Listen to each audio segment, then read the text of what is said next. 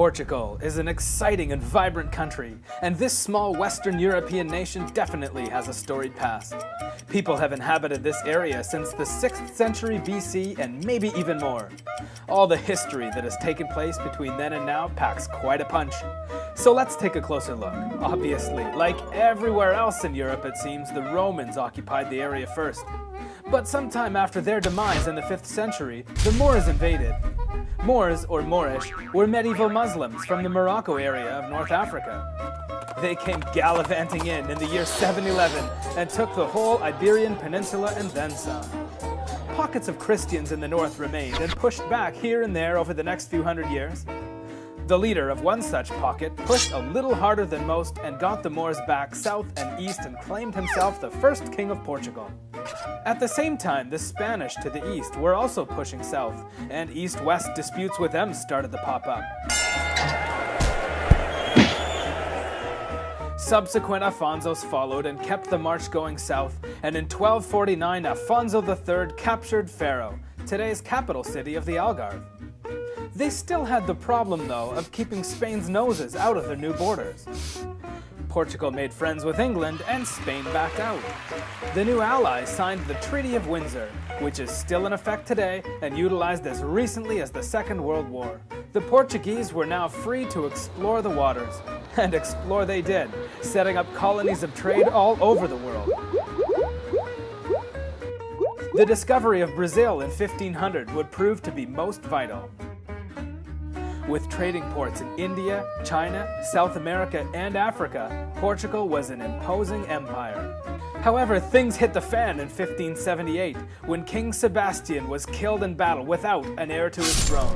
The great empire was all of a sudden in crisis, and Spain's King Philip II claimed the throne, referencing some obscure family lineage. There was some opposition to this, so an impatient Philip took advantage in Portugal's time of weakness and invaded in 1580. Now, there were some good and bad things about this merger, bad being that they now shared enemies, including England, and that the Dutch sniffed weakness and started to seize more and more of Brazil. But good being that with Spain's help they managed to defeat the Dutch, and also, life wasn't so bad under the first two Spanish kings. Portugal was still under their own law, government, currency, and still retained some status.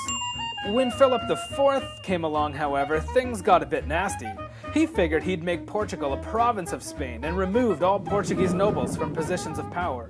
In a twist of fate, Spain was pretty much broke by this time from the 30 Years' War, and sensing good timing, the nobleman nominated John, the Duke of Braganza, to lead the resistance which came to be known as the Portuguese Restoration War.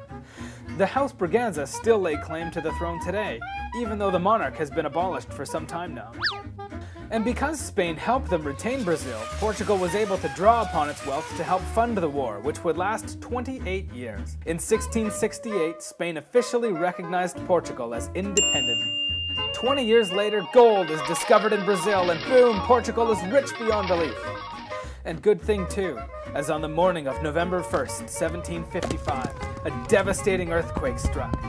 The quake, the tsunamis, and the fires that resulted pretty much annihilated the country and everything in it. The castles, the treasures, the art, in addition to the heavy loss of life. The king at the time was Joseph I, and he had appointed this guy. We'll call him Sebastian for short, or better yet by his title, Marquis of Pombal. It was his swift reaction, his economic reform policies, and financial restructuring that allowed Portugal to rebuild quickly. His strong leadership ensured the country would not fall into ruin and hardship, and statues and other tributes to him are everywhere. His cost control measures were not favored by the upper crust, nor was he a very nice guy otherwise, so he was exiled. The years after the rebuild period also saw an invasion by Napoleon. He actually took Lisbon for a couple of years, but Portugal called on their English buddies for help. Brazil's independence followed in 1822. Some political jostling and rumblings in the African colonies bring about Britain's ultimatum, demanding the retreat of all Portuguese troops from the area known as the Pink Map, so that Britain could connect Cairo to Cape Town by rail. The fallout and the protest of this political stiff-arm basically collapsed the Portuguese monarchy. This brings us to World War I, in which Portugal sides with the Allies. But post-war turmoil and unrest lead to a coup in May of 1926, which gave power to the military and eventually saw the rise of Antonio Salazar.